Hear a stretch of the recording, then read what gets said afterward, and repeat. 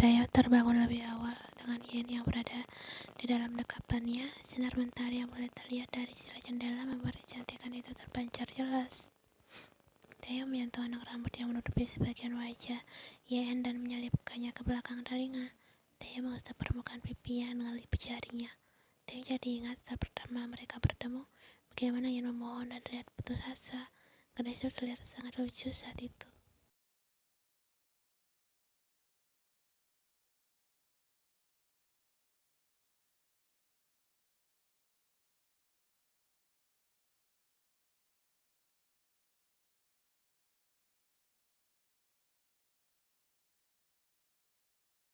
Kau benar-benar tidak ingin kau pergi, desis Taeyong dengan pelan. Kemudian dia mendaratkan sebuah kecupan lembut di kening Yen dengan penuh arti. Sebelum akhirnya Taeyong mengingat sesuatu, itu ponselnya. Taeyong turun dari ranjang dan mengenakan boxernya dengan asal. Dia merogoh kantung coat yang berada di kursi. Taeyong mengaktifkan ponselnya dan berjalan. Dia ke arah jendela.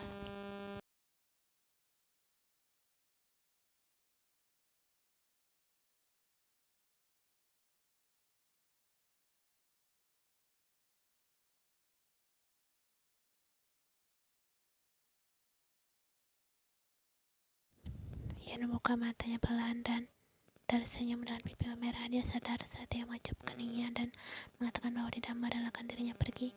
Yen melihat punggung tegap itu sedang berdiri dekat jendela sambil memainkan ponsel. Yen berlari ranjang dan memakai kaos milik Theo yang ada di lantai. Dia mendekati pria itu dan memeluknya dari belakang. Yen mendaratkan kepalanya di punggung Theo. Hal itu membuat Theo sedikit terkejut dan buru-buru mematikan ponselnya.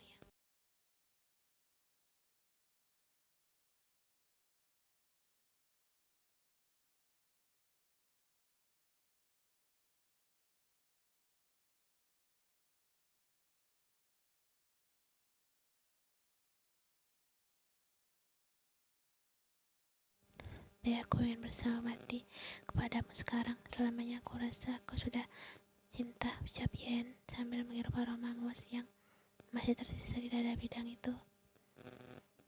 Aku juga mencintaimu, rasanya tidak memiliki jalan yang berbeda, ucap Taeyong dalam hati. Ingin rasanya dia memberontak, tapi saat ini sedang tidak memiliki celah. Nyawa sedang dipertaruhkan sekarang.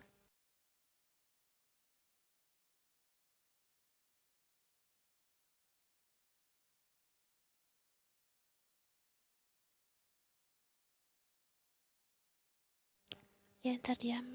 Dia bukan tidak ingat, bahkan dia sangat mengingat Matthew dan Sulhey. Yen juga rindu dengan ibunya, tapi entah kenapa saat bersama Taeyong Yen merasa sanggup. Aku ingat, merasa bersamamu membuatku terlanjur nyaman dan tidak ketergantungan pada mereka. Jika aku pulang ke Korea, maka aku juga akan membawamu, Taeyong. Aku ingin menunjukkan pada ayah dan ibuku.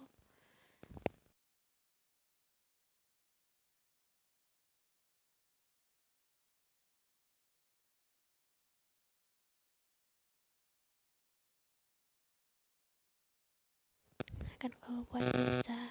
Sudah kukatakan aku tak peduli akan hal yang seperti itu, Tae. Yang penting aku bisa bersamamu. Dia tersenyum dan mengacak rambut itu dengan kasar. Sudah jelas itu kalianku, ucap Yen dengan senyuman nakalnya. Hal itu membuat Taeyong tersenyum.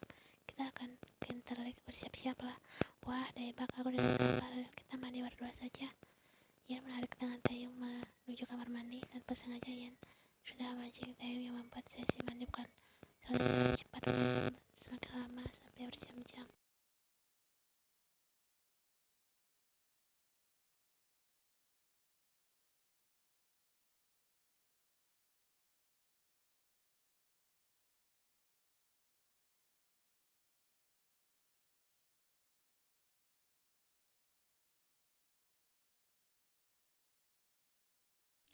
Yen tersenyum bahagia. Tangan sebelah kiri mereka saling bergenggaman saat mengayuh sepeda masing-masing. Jalanan setapak yang begitu kecil tidak mungkin untuk akses mobil, sehingga pengunjung memiliki berjalan kaki atau menyewa sepeda santai.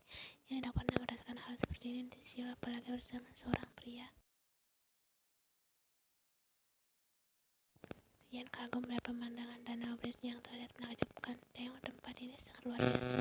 Kau lihat rumah-rumah kecil di seberang danau itu. Dia melihat ke arah yang ditunjukkan Yen. Itu adalah pemukiman penduduk lokal, ucap Taeyong sambil mengayuh sepedanya secara pelan menyimbangi Yen yang berada di sampingnya. Ian melihat sepeda gelap itu mewah saat dinaiki oleh Taeyong. Sepeda itu sangat tinggi.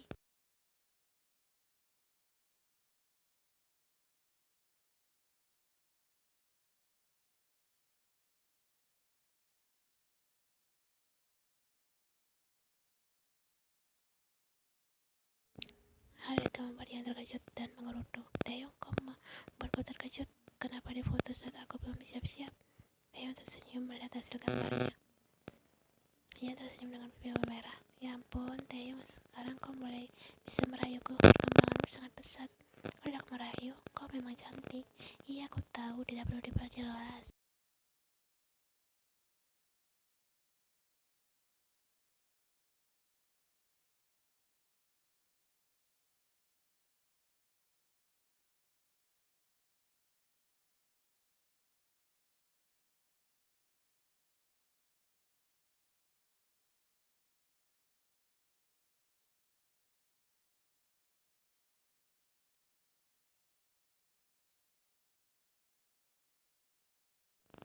Ian melihat hasil fotonya benar-benar sangat estetik. Sentuhan pemandangan danau Prince terlihat begitu indah dengan langit biru yang diselimuti awan putih yang cerah. Wah, wajahmu kalian terlihat lebih tulus. Taeyong terlihat sangat tampan, ucap Ian saat melihat hasil foto yang begitu bagus itu. Taeyong hanya tersenyum sejujurnya. Semenjak Ian sering memujinya, dia sadar diri bahwa dia emang tampan.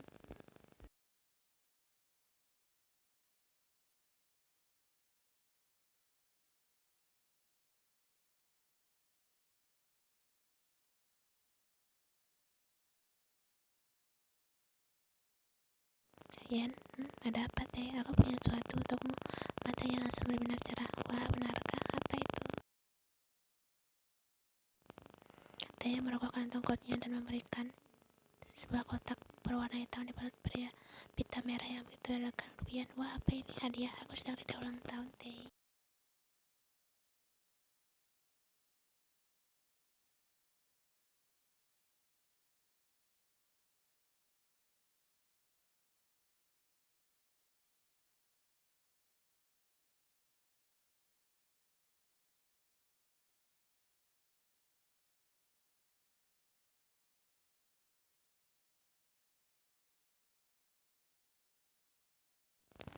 Taeyong, ini untukku. Aku masih tak percaya kau memberikanku barang bagus. Aku kasih melihatmu dalam menggunakan gelang murah yang kau belikan. Saat di kota tua, jadi kau belikan yang mahal. Ian mendenci sifat yang kambuh lagi. Ian menatap tangannya dan tersemat gelang pemberian dari dia memang tidak pernah melepaskan gelang itu. Astaga, Teh, jangan membuatku semakin mencintaimu sampai menjadi budak cinta. Aku merasa butuh spesial sekarang. Memang hadiah ini diperuntukkan untuk orang spesial. Ian tersenyum. Dia melihat kotak kalung tersebut dan melepaskan isinya. Ian mengangkat rambutnya ke atas saat dia memakaikan kalung cantik tersebut. Ternyata kau cocok juga mengenakan barang mahal.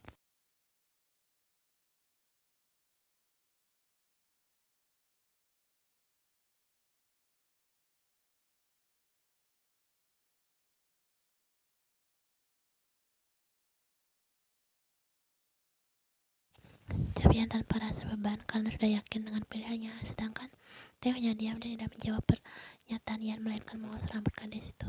Aku hanya ingin memberikanmu barang berharga. Teh, kau tak perlu repot-repot melewati setiap detik bersamamu saja sudah sangat berharga bagiku, Teh. Teh yang tersenyum dan mengelus rambut coklat itu dengan pelan.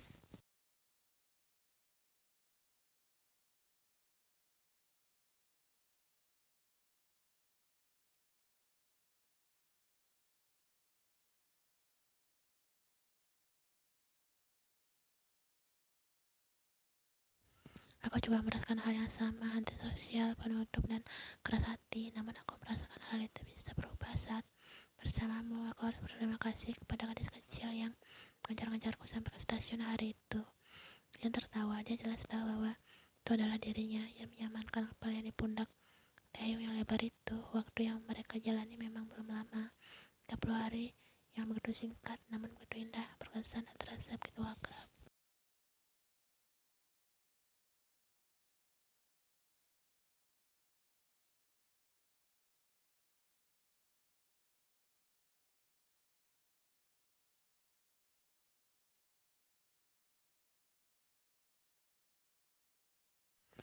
Saat tiba di kota baru, Theo meninggalkan mobilnya dan mereka kembali ke kota lama.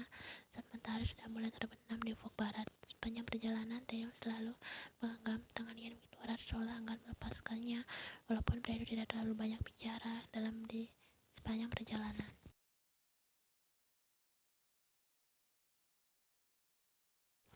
Kereta berhenti di stasiun kota lama saat hari mulai gelap. Mereka berjalan menuju ke rumah Taeyong. Ian tak hentinya tersenyum. Perasaannya begitu memuncak dan berbunga-bunga. Berbeda dengan Taeyong yang sejak tadi terlihat besar. Teh, kita harus pergi ke puncak salju abadi. Saat bulan Desember sepertinya semakin menakjubkan.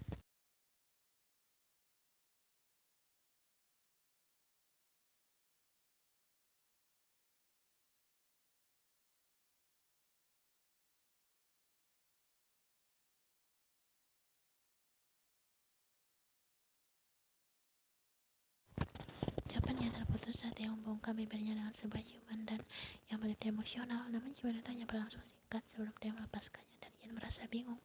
Taeyong, kenapa kau?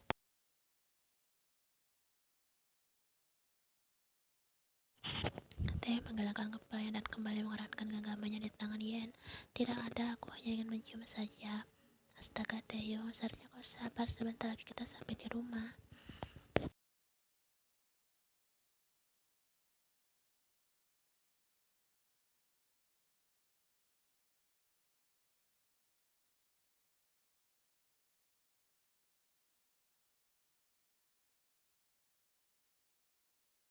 Teh, siapa yang datang? Apakah tamumu? Teh hanya diam dan seorang pria berjas hitam keluar dari mobil itu membuat Yen sangat terkejut dan sekujur tubuhnya lemas. Dia merasa sangat syok. Ian tergagap. Dia tahu itu Louis, asisten kepercayaan ayahnya Matthew. Louis membungkuk hormat di depan Ian. Ian mengeratkan genggamannya di tangan Taeyong. Perasaannya mulai tidak enak. Bagaimana Louis tahu tempatnya bersembunyi? Jika kedatangan pria itu untuk menjemputnya, makanya tidak akan pernah mau.